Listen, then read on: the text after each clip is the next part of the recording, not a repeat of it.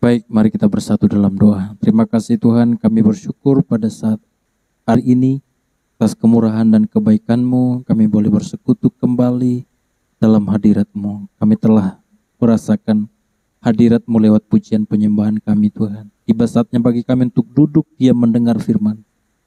Berfirmanlah Tuhan bagi kami. Hati kami siap untuk diberkati, diubahkan, dipulihkan lewat firman. Lawat seluruh hidup kami. Lawat seluruh tempat di mana kami berada hari ini. Urapi hamba-Mu, tutup bungkus dengan darah-Mu. Kebenaran firman Tuhan memerdekakan kami hari ini.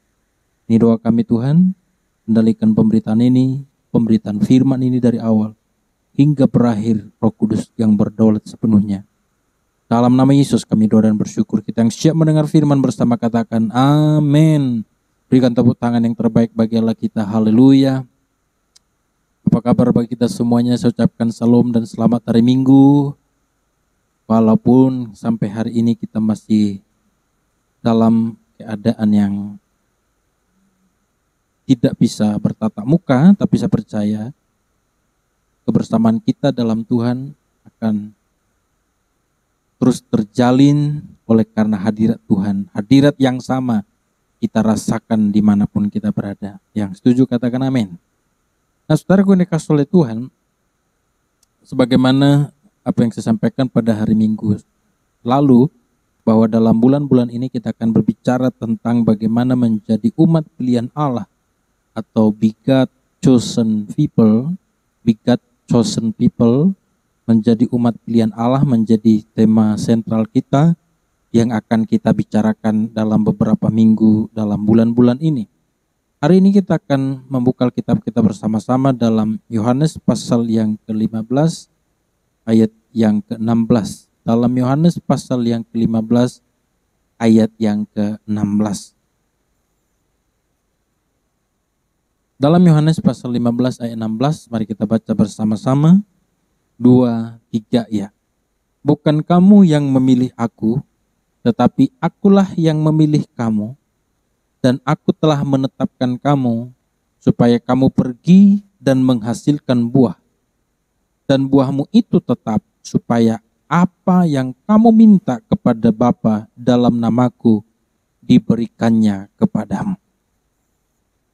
Nah, saudaraku yang dikasihi oleh Tuhan, apa yang Tuhan mau sampaikan kepada kita sebagaimana yang kita tahu pada minggu yang lalu, saya bicara kepada kita bahwa kita menjadi umat pilihan Allah ketika orang Israel menolak Yesus sebagai Tuhan dan Juru Selamat, menolak Injil, sehingga Injil terbuka kepada kita. Maka ketika Injil terbuka kepada kita dan Yesus kita akui menjadi juru selamat kita dalam hati kita, maka saat itu kita menjadi umat pilihan Allah. Jadi saya ulang, setiap orang yang sudah percaya Yesus Kristus adalah Tuhan dan juru selamat, percaya dalam hatinya, itu artinya sejak saat itu orang tersebut telah menjadi umat pilihan Allah. Katakan amin. Nah, hari ini sebagaimana apa yang dikatakan oleh Alkitab kepada kita dalam Yohanes pasal 15 ayat 16a mengatakan, bukan kamu yang memilih aku, tetapi akulah yang memilih kamu. Perhatikan saudara, kita menjadi umat pilihan Allah bukan karena kita yang menentukan, bukan karena kemauan kita, bukan karena kebolehan kita, tetapi ini adalah oleh karena Allah yang membuka diri untuk memilih kita menjadi umat. Jadi saudaraku yang dikasihi oleh Tuhan, kita menjadi umat pilihan Allah ini tidak berdasar atau beralasan oleh karena kita yang menentukan atau kita sendiri yang memilih atau kita yang memenuhi syarat, tidak saudara. Tetapi kita menjadi umat pilihan karena Allah yang membuka diri. Dia yang bersedia untuk memilih kita. Memilih umatnya untuk menjadi umat pilihannya. Ini betapa luar biasanya saudara. Saudara yang dikasihi oleh Tuhan, kalau kita menjadi orang yang terpilih, wah itu kan enak, saudara. Bayangkanlah kalau saudara mungkin menjadi orang yang ada kan kalau zaman-zaman anak-anak muda ada orang berebut untuk mendapatkan cewek gitu ya. Wah, karena cewek ini cantik di kampung atau di tempat kerja atau di lingkungannya, wah banyak laki yang suka sama dia. Tapi tahukah saudara dari sekian banyak laki-laki, nah saudara yang dipilih, wah itu senangnya luar biasa saudara. Senangnya luar biasa. Padahal kan bisa jadi sebulan kemudian udah putus gitu ya. Tapi ketika saudara dari antara sekian banyak laki-laki, Anda yang dipilih, wah itu senang. Senang saudara. Atau mungkin saudaraku yang dikasihi oleh Tuhan, ada mungkin di tempat pekerjaan saudara, lalu dari sekian karyawan, dari sekian pekerja, Anda dipilih menjadi orang khusus. Nah itu kan ada semacam kebanggaan atau ada semacam rasa bahagia, begitulah kira-kira saudara.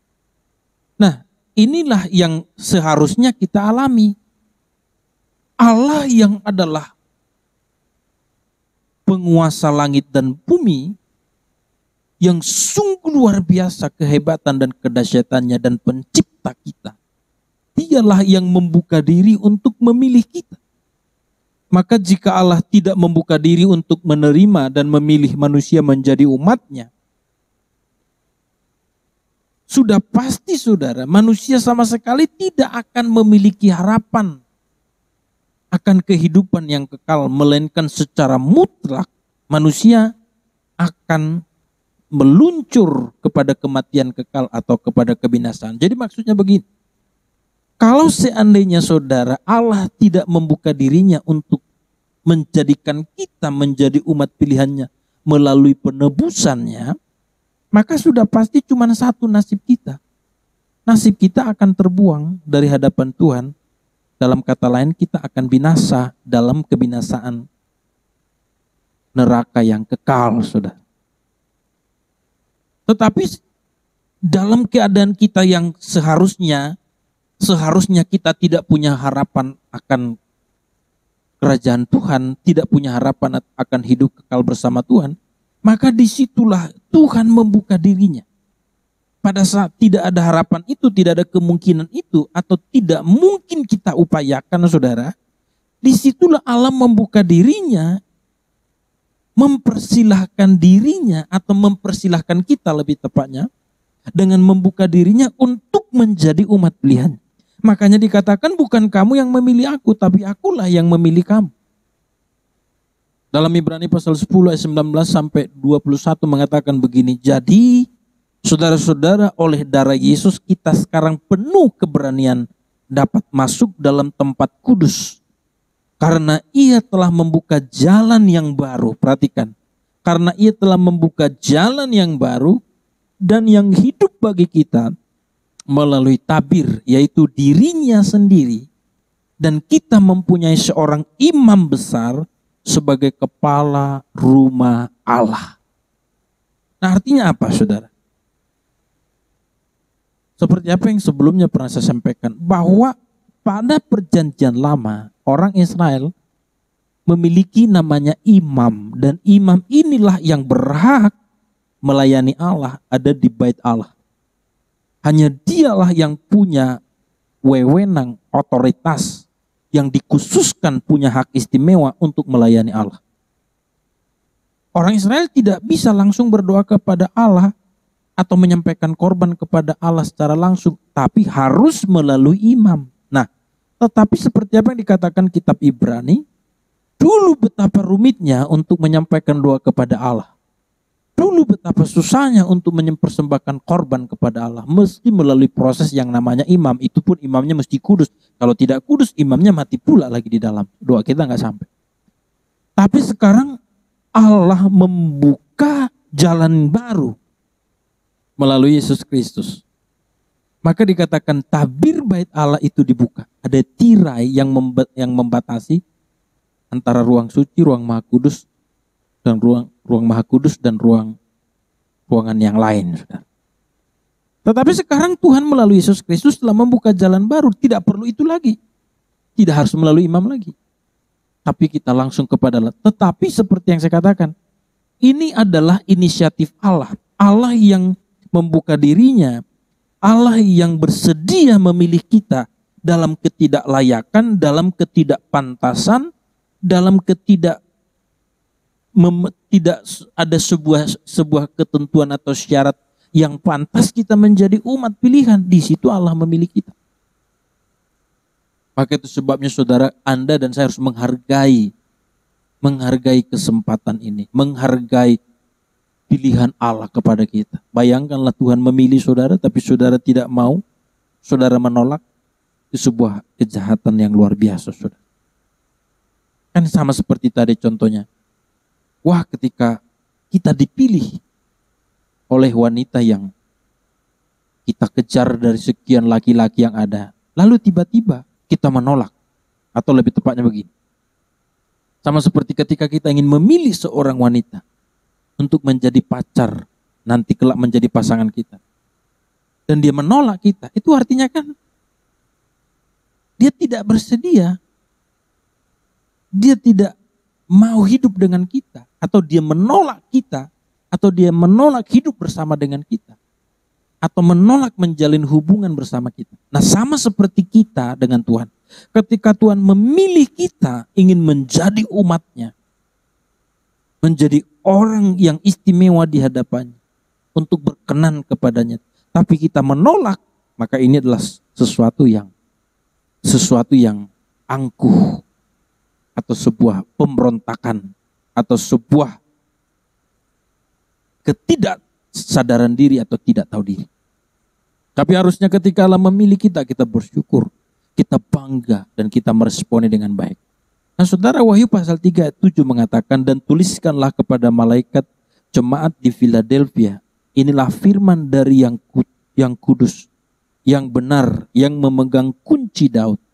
Apabila ia membuka, tidak ada yang dapat menutup. Apabila ia menutup, tidak ada yang dapat membuka. Jadi maksudnya saudara, tidak ada orang yang bisa membuka hati Tuhan selain Tuhan itu sendiri yang membuka hatinya. Kalau Tuhan menutup, tidak ada orang yang bisa membuka. Dan kalau Tuhan membuka, tidak ada yang bisa menutup. Nah sekarang kan Tuhan membuka hatinya kepada kita. Sekalipun kita jahat, sekalipun manusia berdosa, tapi ketika dia membuka hatinya untuk mengasihi kita, enggak ada orang yang bisa menutup hatinya itu. Anggap sampai sini, amin. Kejahatan kita pun gak bisa menutup hati Tuhan untuk tidak mengasihi kita. Tapi karena dia membuka hatinya walau manusia jahat, maka tidak ada orang bisa menutupnya. Karena dia yang membuka. Tapi kalau dia menutup hati, tidak ada yang bisa membuka. Itu sebabnya ketika Tuhan masih membuka kesempatan kepada kita, dan kelak akan tertutup pintu kemurahan, tertutup pintu kasih karunia kelak saudara. Dan ketika saudara mati dan saya mati, pintu kasih karunia tertutup. Maka selama kita hidup, kita punya pintu yang terbuka, atau Tuhan membuka pintu kepada kita untuk menjadi umat pilihannya. Mestinya kesempatan ini kita gunakan, kita responi, kita tangkap dan kita terima. Dan kita harusnya penuh semangat untuk boleh menerima dan menghargai apa yang Tuhan telah berikan kepada kita untuk menjadi umat pilihan baginya. Berikan tepuk tangan yang terbaik bagi Allah kita. Yang mengerti katakan amin. Yang mengantuk katakan amin. Coba lihat kiri kanan saudara. Masih bangun gak? Mungkin karena semalam malam minggu kan dia mungkin kebanyakan begadang.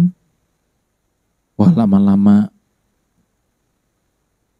bisa jadi ngantuk di gereja. Nah, itu bukan saudara yang saya maksud, tapi yang di samping saudara itu yang saya maksud. Jadi itu penting saudara. Anda adalah umat pilihan Allah karena Allah yang membuka hatinya untuk memilih kita. Maka ketika Allah membuka hatinya memilih kita. Itu sebabnya jangan saudara berkata, aku kan gak pantas, aku kan gak layak, aku kan berdosa, aku kan bandal. Justru saudara, keadaan itulah yang Allah terima. Maksudnya Tuhan menerima keadaanmu apapun hari ini. Tapi ketika Tuhan menerima engkau menjadi umat pilihan, kau dikhususkan untuk dibentuk, untuk diubah, untuk diproses menjadi pribadi yang berkenan kepada Dia. Jadi jangan alasan saudara, tunggulah aku baik-baik dulu, tunggulah aku jadi orang yang benar maka aku datang ke gereja atau ikut pelayanan. Tidak saudara. Justru ketika saudara merasa sudah baik dan pantas lalu saudara layak untuk menjadi umat pilihan, nah ini justru bahaya. Ketidaklayakan dan tidak kepantasan kita, disitulah Allah membuka diri untuk menerima kita. Tetapi ketika Tuhan menerima kita menjadi orang istimewa di hadapannya, maka pada saat itulah saudaraku yang dikasih oleh Tuhan, kita harus mengerti bahwa itu adalah sebuah pengkhususan, pengistimewaan untuk kita menjadi orang atau pribadi yang dibentuk, diubah dari kelemahan kita, dari kejahatan kita, dari yang tadinya hidup dalam kegelapan, yang tadinya hidup dalam kejahatan menjadi hidup dalam terang dan hidup dalam kebenaran. Ini adalah hal yang penting. Yang kedua saudara, Allah memiliki rencana atas umat pilihannya. Jadi ketika kita dipilih menjadi umat pilihan, bukan cuma sekedar dipilih begitu saja, lalu kamu dipilih jadi umat pilihan Allah. Nah, ada kan lagu pujian, kita dipilih dari segala bangsa, kita dipilih jadi umatnya, kita dipilih dan dikuduskannya, membawa kemuliaan hanya bagi Dia. Nah, di situ bagaimana kita dipilih? Nah, ketika Allah memilih kita, bukan cuma dipilih lalu kita sekedar happy-happy, cuma nyanyi-nyanyi, cuman kumpul-kumpul di gereja, cuman bangga aku anak Tuhan, aku dipilih. Tidak. Tapi Allah memilih kita sebab Dia punya rencana atas umat pilihannya. Makanya dikatakan dalam Yohanes pasal 15 ayat 16b, dan aku telah menetapkan kamu supaya kamu pergi dan menghasilkan buah, dan buah itu tetap. Jadi seperti yang saya katakan saudaraku, ada rencana Allah bagi kita sebagai umat pilihan Allah. Salah satunya rencana Allah bagi umat pilihan Allah menghasilkan buah. Katakan menghasilkan buah. Lebih keras lagi saudara, menghasilkan buah. Ini adalah menjadi target kita, tugas kita, menjadi sesuatu bentuk keistimewaan yang ada pada kita. Apa itu buah saudara? Buah adalah hasil dari proses pertumbuhan yang sudah mencapai kedewasaan. Jadi jangan pernah berharap buah dihasilkan dalam satu malam. Tidak ada saudara, apalagi 1 jam, enggak mungkin. Buah tidak akan pernah dihasilkan juga saudara dalam 1 minggu, sepertinya enggak ada lah. Buah apa paling cepat saudara? Mungkin yang paling cepat berbuah adalah jagung, itu pun mesti beberapa bulan. Perlu beberapa bulan, mungkin lebih kurang 6 bulan saudara. Atau lebih kurang, ya saya kurang tahu tepat. Tapi kan yang disebut buah itu adalah hasil dari proses pertumbuhan. Dalam arti kata, kalau tidak bertumbuh, nggak mungkin akan berbuah.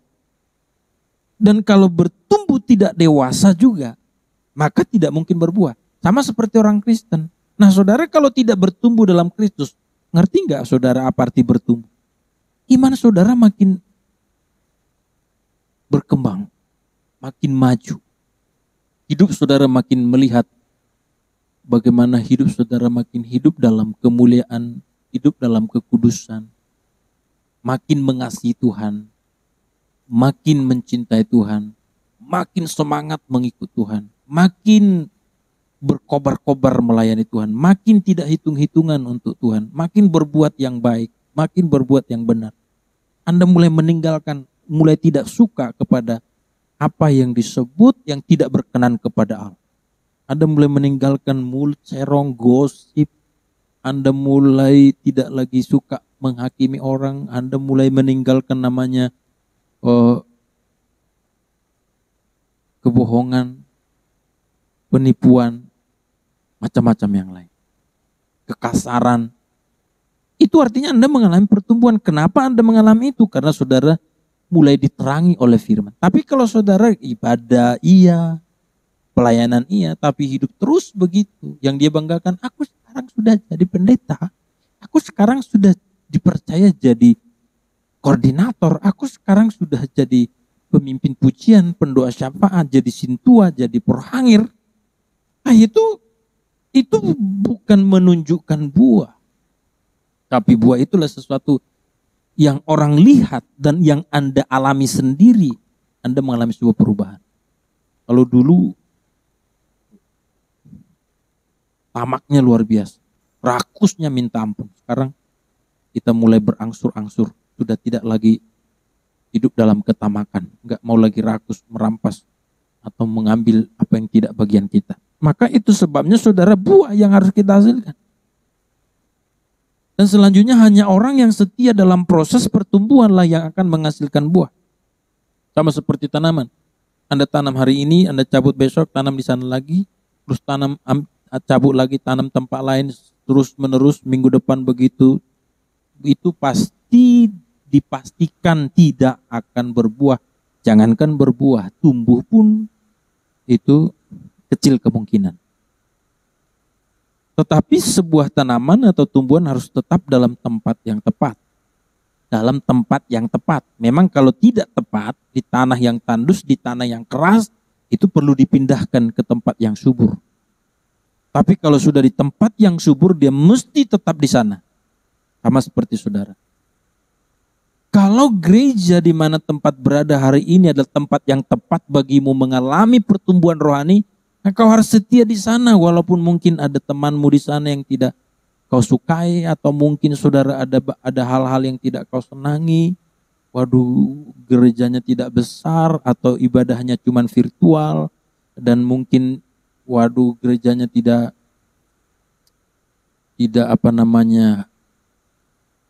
seperti gereja-gereja mentereng yang lain atau macam-macam yang lain.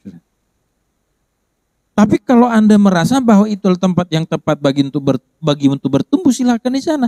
Tapi memang Anda juga kalau merasa bukan itu tempat yang tepat bagi saudara, silakan cari saudara tempat yang subur, tempat yang tepat untuk membuat berubah. Ingat ya, tapi untuk pertumbuhan imanmu, bukan karena begini. Wah, aku di sini lihat dulu ada cewek enggak di sini ya. Makanya enggak ada cewek di sini. Cantik-cantik sih ya, tapi sombong-sombong, enggak mau jadi pacar gua. Gue pindah gereja lain. Nah ini bukan itu maksudnya saudara. Atau ada cewek nyari cowok gitu ya. Waduh di gereja ini gak ada cowok ya, semua cewek ya. Ya enak cari gereja deh yang ada cowoknya. Nah itu namanya bukan dalam proses bertumbuh, itu namanya lagi cari pacar. Atau saudara mungkin di gereja ini kayaknya aku gak dikasih kesempatan untuk melayani, aku pindah ke tempat lain.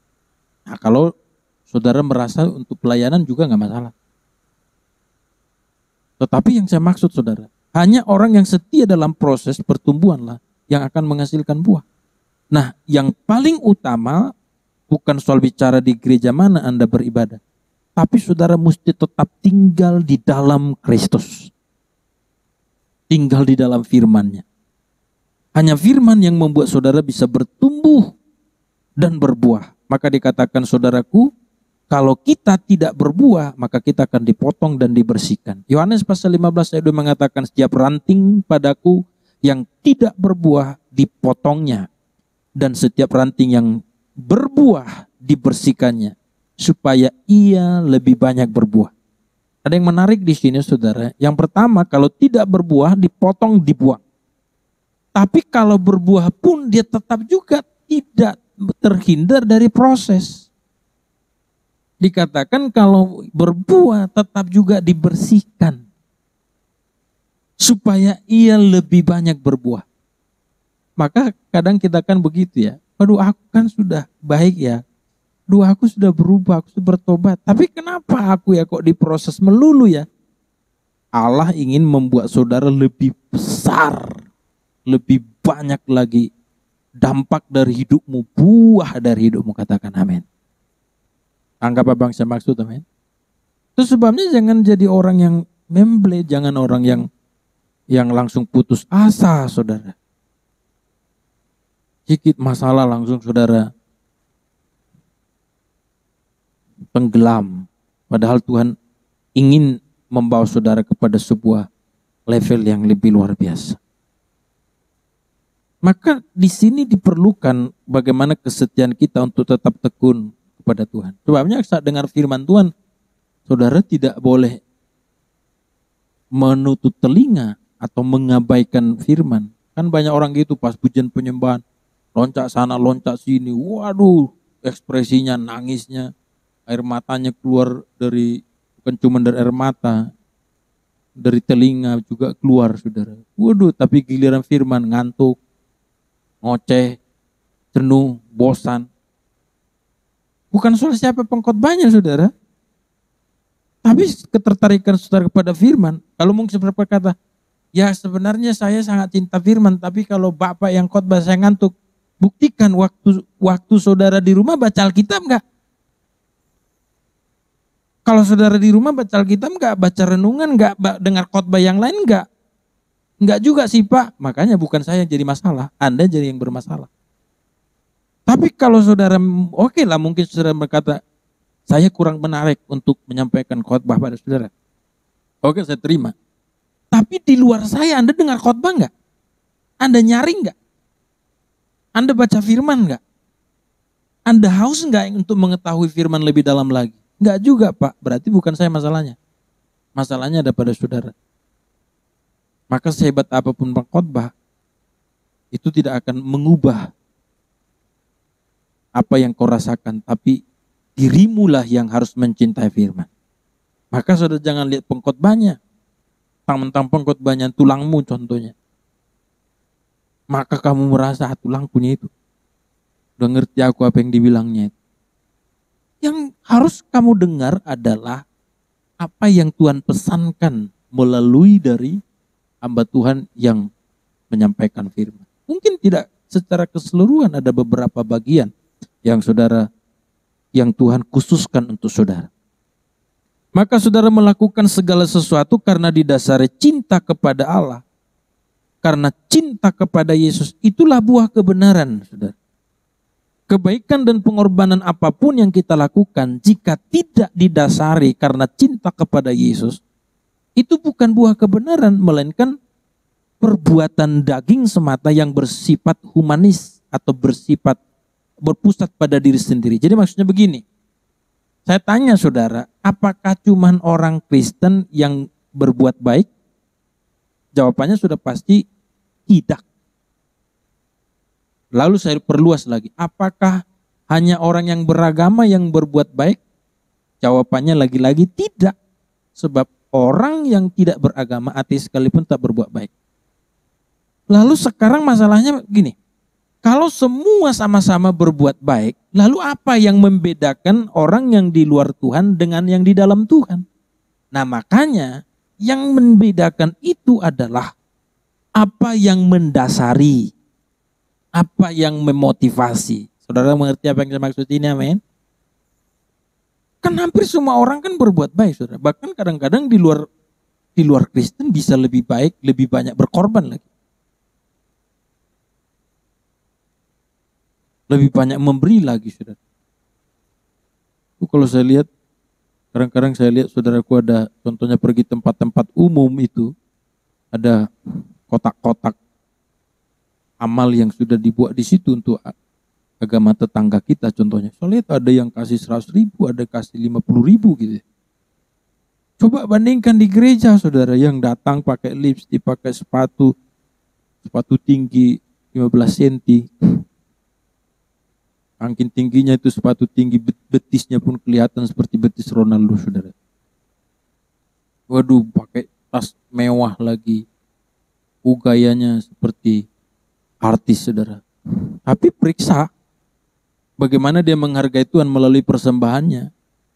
Bukan karena saya mengharapkan persembahan saudara hari ini. Tidak, saudara.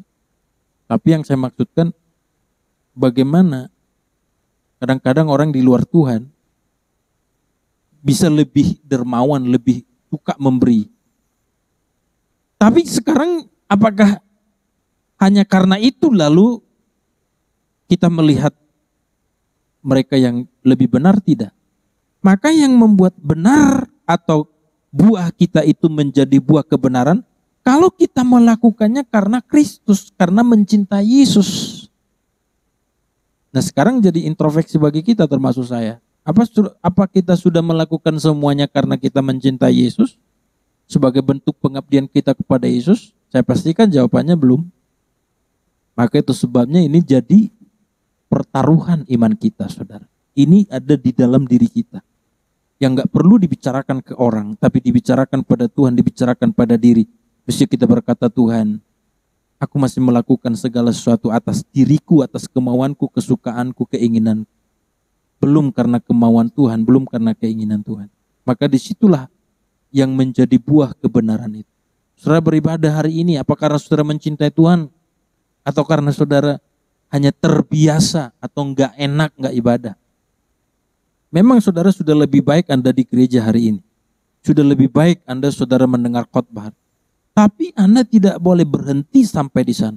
Anda mesti terus berselancar. Anda terus menggali lebih lagi motivasi-motivasi kita supaya kita ada dan melakukan segala hal yang baik sebagai buah kebenaran karena kita melakukannya mencintai Tuhan. Salah satu contoh, saudara harus mengampuni orang. Tapi apakah mengampuni orang itu, orang yang mengampuni memaafkan orang lain itu sudah buah kebenaran? Belum tentu. Ada orang mengampuni karena jaga image. Ada orang mengampuni karena nggak mau dibilang pendendam. Tapi kalau kita mengampuni karena kita tahu kita diampuni Tuhan dan karena bentuk cinta kita kepada Tuhan, maka itu yang disebut buah kebenaran. Yang terakhir, saudara, kita menjadi umat pilihan Allah, itu artinya bahwa Allah bertanggung jawab atas hidup umat pilihannya. Allah bertanggung jawab atas hidup umat pilihannya. Maka dikatakan dalam Yohanes pasal 15 ayat 16c, lanjutan dari apa yang kita baca tadi, supaya apa yang kamu minta kepada Bapa dalam namaku diberikannya kepadamu. Jadi saudara, Allah bertanggung jawab atas hidup umatnya untuk memenuhi dan mencukupi semua keperluan kita. Memenuhi dan mencukupi keperluan, bukan keinginan, bukan kemewahan. Tapi keperluan untuk bisa hidup dan mengerjakan apa yang Tuhan kehendaki. Allah bertanggung jawab atas hidup kita untuk melindungi, memproteksi umatnya dari mara bahaya. Jadi ada malaikat Tuhan yang menjaga kita sebenarnya. Tapi Pak, kenapa ada orang yang benar, orang percaya mati? Kalaupun dia mati dan meninggal, malaikat Tuhan akan membawa dia, rohnya kepada Tuhan. Tapi kalau orang yang di luar Tuhan tidak dijagai malaikat, dia akan dibawa rohnya akan dibawa kepada kebinasaan, saudara. Yang selanjutnya Allah bertanggung jawab atas hidup umatnya, artinya bahwa Allah memelihara dan menyertai kita. Jadi saudara, sebagai istimewanya kita sebagai umat pilihan, Allah memelihara menyertai kita. Nah, memelihara menyertai kita lagi-lagi untuk kita berjalan seiringan dengan Dia dan kita memahami, mengerti kehendaknya. Lalu kita dilatih setiap hari bagaimana sebenarnya menjadi hidup, menjadi anak-anak Allah dan menjadi umat pilihan Allah. Nah, itu sebabnya saudara, hal itu adalah pekerjaan kita. Kita sedang berjalan dalam rencananya untuk menghasilkan buah. Jika tidak, Allah tidak berkewajiban melakukannya kepada kita. Artinya, Allah bertanggung jawab atas hidup kita karena kita tadi adalah umat pilihan. di mana kita mengemban rencana Allah. Nah, rencana Allah bagi kita itu tadi apa? Untuk menghasilkan buah. Nah, untuk kita mendapatkan dan menghasilkan buah, disinilah Allah mencukupi, melindungi, memelihara, dan menyertai kita demi misi itu, demi bagaimana kita melaksanakan rencana itu. Tapi kalau untuk hidup sesuka hati,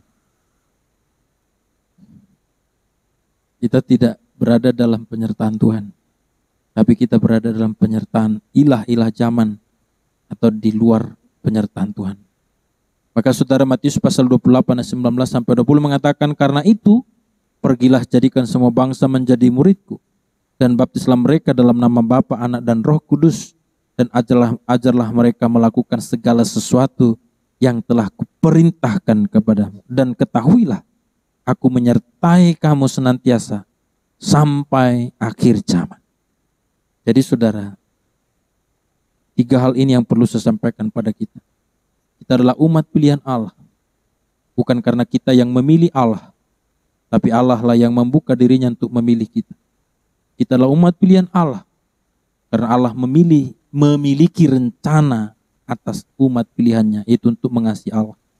Dan selanjutnya kita adalah umat pilihan Allah, sebab Allah bertanggung jawab atas hidup umat pilihannya, karena kita mengemban tugas, mengemban rencananya.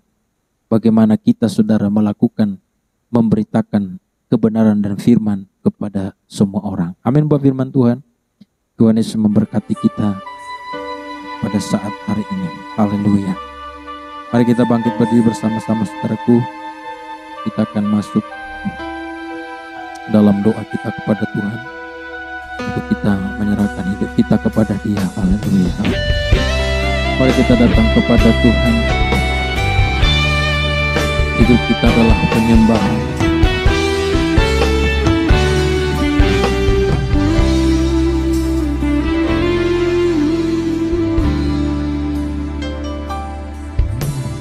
Pujian dan syukurku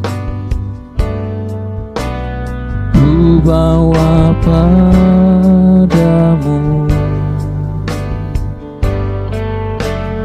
dengan rendah hati ku persembahkan. Sadar bila ku ada, sadar bila ku ada, hanya karena anugerah, bukan karena kekuatanku. Ku tahu hidupku Tuhan, ku tahu hidupku adalah penyembahan. Kau ciptakan ku dalam kemuliaan-Mu. Ku tahu, haleluya, hidupku berharga di mata-Mu. Segenap hidupku, segenap hidupku persembahkan. Mari katakan dari awal pujian ini. Pujian dan syukurku ku bawa padamu, ku bawa padamu, dengan rendah hati ku persembahkan. Sadar bila ku ada, sadar bila ku ada, semua karena anugerah, bukan karena kekuatanku. Ku tahu hidupku Tuhan, ku tahu hidupku adalah penyembahan. Kau ciptakanku dalam kemuliaan-Mu. Ku tahu Tuhan, ku tahu hidupku berharga di mata-Mu. Segenap hidupku persembahkan.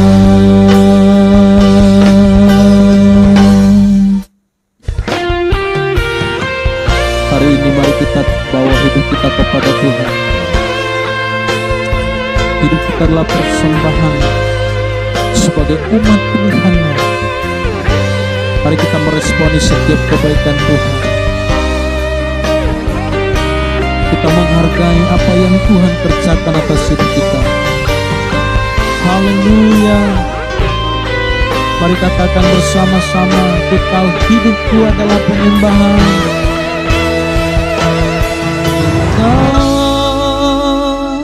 Hidupku adalah penyembahan. Kau ciptakanku dalam kemuliaan-Mu. Ku tahu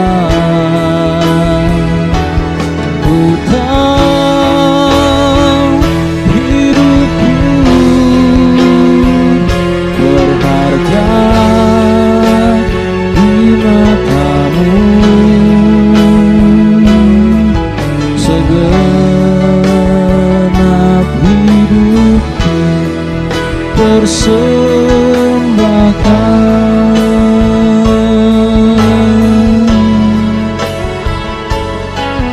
Segenap hidupku persembahkan.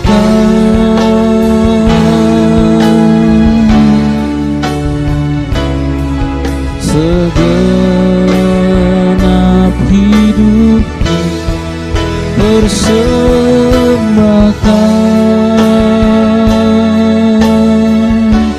Mari kita berikan tepuk tangan yang terbaik bagi Allah kita.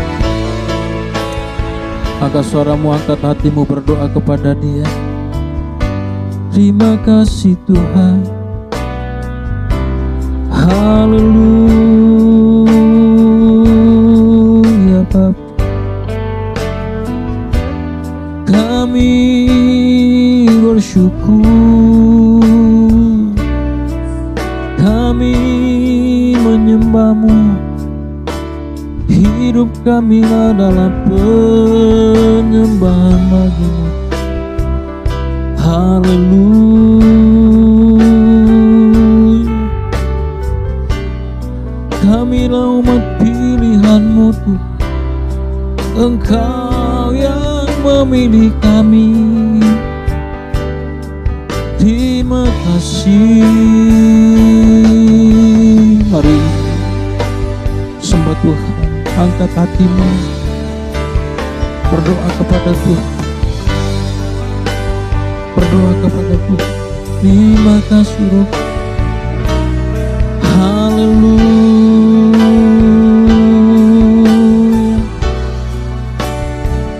Kami menyembah-Mu Tuhan. Kami serahkan hidup kami padamu. Oh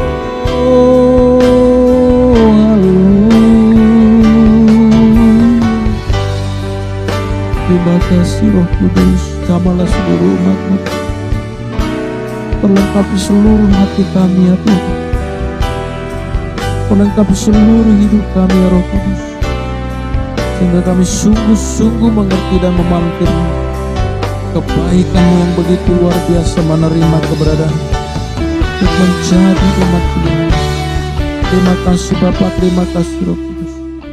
Kami serahkan seluruh kehidupan kami hanya kepada-Mu Tuhan.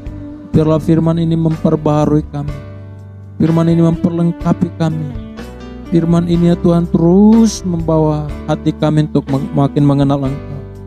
Terima kasih Bapa, terpuji Engkau Tuhan kekal untuk selama-lamanya. Saatnya bagi kami Tuhan untuk mengantarkan persembahan kami sebagai rasa tanda syukur kami kepada-Mu. Kami berdoa Tuhan, berkati seluruh umat-Mu, berkati seluruh persembahan kami. Kami akan memberi yang terbaik bagi Tuhan untuk kemuliaan Tuhan. Ini doa kami Bapa. Terpuji dan termulialah Engkau Tuhan. Kuduskan setiap pemberian kami. Haleluya. Kita yang siap memberi persembahan bersama katakan amin. Baik saudaraku yang dikasihi oleh Tuhan, sembari persembahan boleh diantarkan ke depan, kita akan mendengarkan beberapa pengumuman. Yang pertama, ibadah raya kita adakan setiap hari Minggu jam 10 pagi waktu Malaysia. Silakan mendaftar kepada seluruh pelayan supaya kita menyediakan kursi sesuai dengan kapasitas yang hadir. Dan kami berharap bagi jemaat Tuhan dan pelayan untuk tetap mengingatkan dan juga menginformasikan kepada teman-teman kita yang lain untuk boleh datang beribadah supaya kita bisa bersama-sama merasakan hadirat Tuhan. Karena ibadah di ruangan secara bersama-sama jauh lebih khusyuk atau jauh lebih terasa secara emosional, bahkan juga bisa membuat kita saling membangun satu dengan yang lain. Nah, kalau di rumah kita mungkin bisa terganggu, bisa juga jadi terabaikan ibadahnya atau bisa jadi tertidur. Tapi kalau di gereja kita bisa lebih konsentrasi. Makanya saya berharap tidak ada kursi-kursi yang kosong, tapi semua terisi oleh karena semua pelayan dan jemaat kerjasama untuk boleh mengingatkan teman-teman kita yang lain. Walau secara virtual, tapi pasti hadirat Tuhan. Sama terjadi karena kita tidak dibatasi oleh ruang dan waktu. Yang kedua, sebagaimana minggu lalu saya mengumumkan, perayaan Natal akan kita adakan tanggal 24 jam 8 malam dan tanggal 25 jam 10 pagi. Diharapkan juga pada seluruh pelayan untuk boleh mendaftarkan diri dan seluruh jemaat untuk mendaftarkan diri supaya kita juga mengetahui kehadiran jemaat dan menyesuaikan kepada kapasitas ruangan. Kalau saudara mendaftar tapi sudah tidak memiliki tempat karena sudah penuh, maka dengan berat hati kami tidak bersedia untuk mempersilakan saudara hadir di gereja. Tapi silakan mengikutinya di rumah melalui channel YouTube GBI Icon City. Selanjutnya saudara, saya juga berharap seperti apa yang saya sampaikan sebelumnya, seluruh jemaat dan pelayan Tuhan boleh berpartisipasi untuk memberikan persembahan khusus, untuk persembahan khusus Natal sebagai ucapan syukur atau sebagai bentuk rasa sukacita saudara, yang nanti boleh saudara serahkan di hari Natal pada tanggal 24 ataupun 25, yang berbeda dengan persembahan-persembahan biasa. Jadi mohon pelayan nanti akan memberikan amplop persembahan Natal untuk bisa dibawa pulang ke rumah, dan jangan lupa dibawa pada tanggal 24 atau tanggal 25, ataupun diserahkan langsung kepada pelayan boleh dengan tetap menginformasikan kepada kita untuk bisa dibuat administrasi yang bagus. Selanjutnya saudaraku yang dikasihi oleh Tuhan, kami mengucapkan terima kasih kepada seluruh jemaat Tuhan dan bahkan pelayan tetap setia beribadah di GBI Icon City, bahkan yang mendukung pelayan ini dalam doa, bahkan dalam dana. Kiranya setiap apa yang saudara lakukan lewat persembahan persepuluhan dan ucapan syukur, Tuhan berkati Anda berlimpah-limpah dan nama Tuhan ditinggikan. Dukung terus juga channel kita GBI Icon City Malaysia dengan like, subscribe, share, dan juga komen supaya lebih luas kita menjangkau orang-orang, khususnya jemaat kita yang mungkin belum mengetahui. Dan saya berharap tetap kita sehati bersama-sama untuk bekerja di ladang Tuhan. Tuhan Yesus memberkati kita. Demikian pengumuman bagi kita hari ini, dan tetap ikuti SOP supaya kita tetap terjaga dan terhindar dari virus-virus yang masih merebak dan ada di antara kita. Bangkit berdiri bersama-sama, kita akan akhiri ibadah kita terima doa berkat. Mari tadakan kedua tanganmu, pulanglah, terimalah berkat Tuhan dengan iman. Tuhan memberkati dan Tuhan melindungi engkau. Tuhan menghadapkan wajahnya kepadamu dan memberi engkau kasih karunia. Tuhan menyinari engkau dengan wajahnya dan memberi engkau damai sejahtera. Kasih karunia dari Allah Bapa yang besar di sorga, cinta kasih daripada Tuhan kita Yesus Kristus, serta persekutuan dan kuasa Roh Kudus, itulah yang menolong, melindungi, menyertai, dan memberkati kita saat ini sampai Maranatha Tuhan Yesus datang kedua kalinya, menjemput setiap kita yang percaya kepadanya. Kita yang diberkati Tuhan bersama-sama katakan amin. Berikan tepuk tangan terbaik bagi Allah kita. Saya ucapkan selamat hari Minggu, happy Sunday, shalom, dan God bless you all. Sampai jumpa di lain kesempatan. Tuhan Yesus memberkati.